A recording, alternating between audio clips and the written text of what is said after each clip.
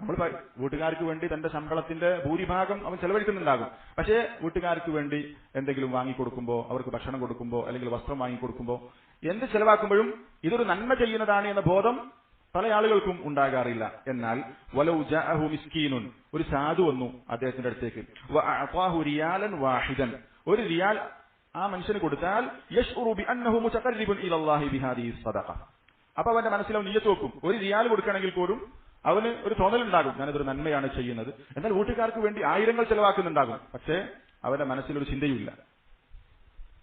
വലാകിന്ന സദഖത്തൽ വാജിബത അലൽ Ahli അഫ്ദലു അക്തറു അജ്റ, എന്നാൽ വീട്ടുകാർക്ക് നിർബന്ധമായി കൊടുക്കേണ്ട സദഖ എന്നുള്ളത് ഏറ്റവും ശ്രേഷ്ഠകരമായതാണ്, ഏറ്റവും കൂടുതൽ പ്രതിഫലവും ഉള്ളതാണ്.